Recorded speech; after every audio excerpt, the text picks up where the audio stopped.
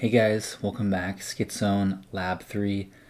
Topic today is going to be implementing a very simple program, one that you can execute like this.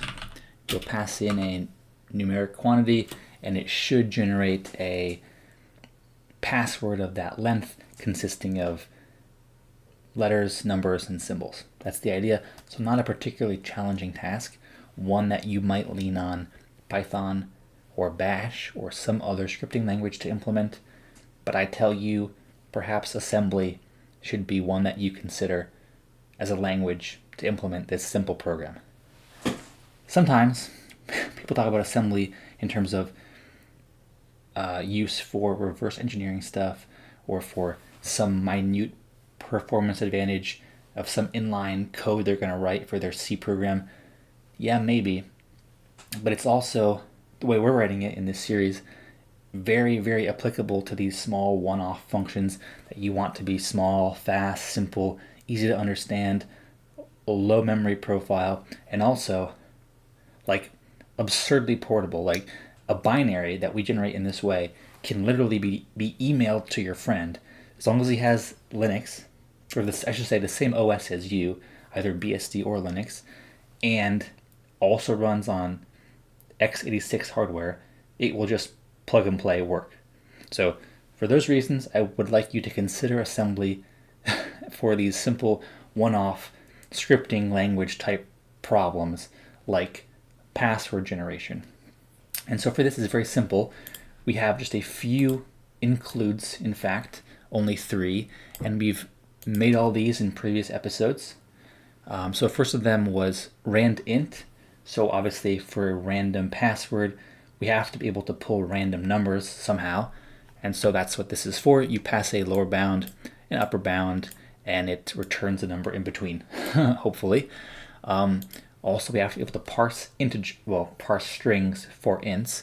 So we're going to pass in a number. So if we type in program space 28 enter, it has to parse that character, array of 28 into the number 28.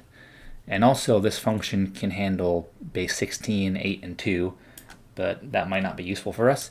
But it's cool nonetheless. So yeah, this just takes a pointer to that array and then returns the value in RAX.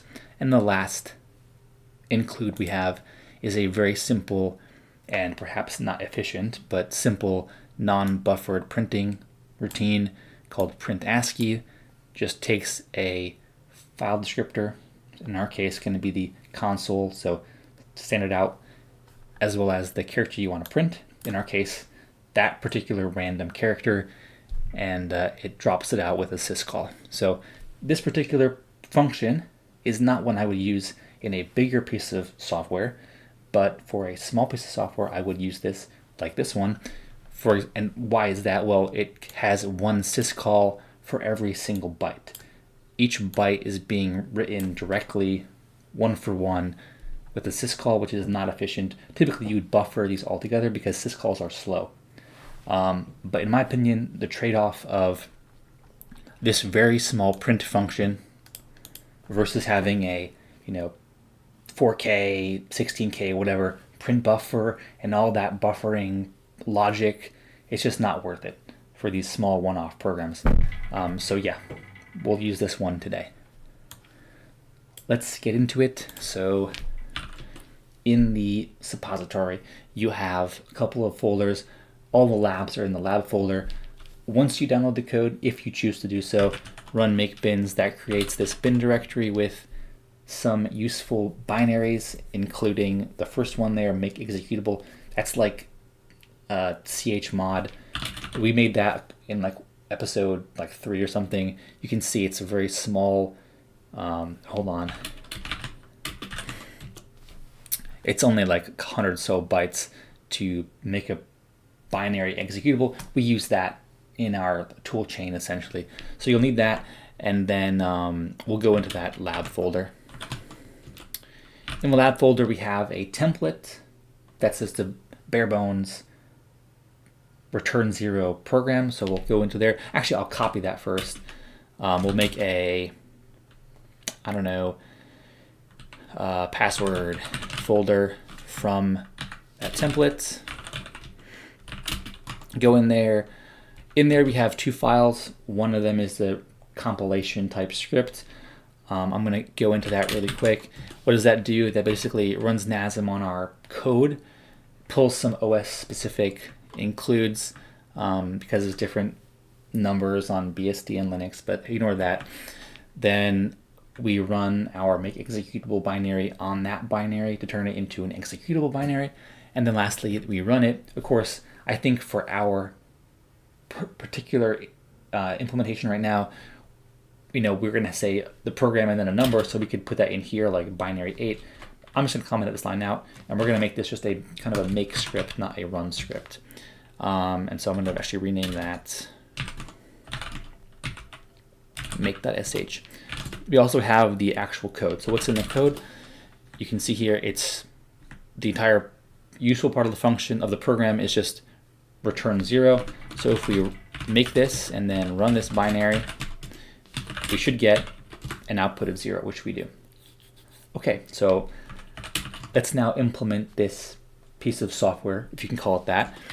So first things first, I mentioned that this print routine was not buffered. So we'll get rid of everything to do with print buffers. This will save us, in this case, 4 kilobytes of memory when the program is running. You can see here the OS is clearly generating a chunk of memory that is this size for us, so we can shrink that down by 4K. We'll do that, and we'll clear out this print buffer because we're not going to use it. Okay, so what will our includes be? Well, let's grab those. So we said that there was an include from libmathrand int. We said there was an include from libio parseInt. And there was an include from libio print ASCII. And of course there's inputs and outputs. I'm not going to put them here. If you want to see them, just rewind the video or check the suppository. Okay. So what's our logic going to be? So the first thing is going to be grab and parse input number from the command line. And we're going to have a loop. In that loop, we're going to generate a random character. We're going to print the random character. And then we're going to loop until done. And then we're going to exit. That's the full logic for this very sophisticated piece of software. So how do we grab user input? If you recall, I believe from episode 3, we did this, and the way that worked was essentially we have a pointer, and it varies on Linux versus BSD. That's why it's included in that syscall listing at the top there. Let me get it so I don't make a mistake in typing. The location of that character array is stored on the stack. At least the address of the first part of that array is on the stack. And so that's actually located at sysargc start pointer. That's what we're calling it, at least. I think on Linux that's the stack pointer, and then on BSD that's actually, I think, RDI. And so that's why we have a kind of a variable here that can be either one of those two options. And so the way this works is we're going to move that into RDI. Now, this pointer points to argc. That's the number of arguments we're passing in. Now, if you want to be really smart, you'd say, oh, we have to check the number, make sure it's 2, and if it's not 2, print an error message, and yada yada yada yada yada. It has to be a number, it can't be a string, blah blah blah. No, sorry, that's not how I operate. I don't typically use my own software incorrectly. Maybe you do, in which case put some error handling in. Not me though. So this points to argc. I believe +8, that point would point to the actual program name, at least the first byte of that string, and then 16 would point to the second string, which is our input. So this would point to like 280. In our case, that would be 28, and then the null byte. So So yeah, that's how this one works. And now we're just going to move that into parse int. So we're going to call parse int, and this will put the input number in RAX. Actually, I'll say integer because that makes it more official. And then typically, so we're going to loop through this RAX times. Typically, you use RCX as the loop counter, and so we're going to put that in RCX and loop through RCX. So that's down here. So our loop is going to basically decrement RCX each time, and then while it's not 0, we're going to jump to the top of the loop. And now probably we should check for negative numbers because potentially you could pass in a negative number or 0. So let's do that. Let's really quickly compare either RCX or RAX with 0, and we will jump less than to exit, less than or equal to, and I'll put another label down here.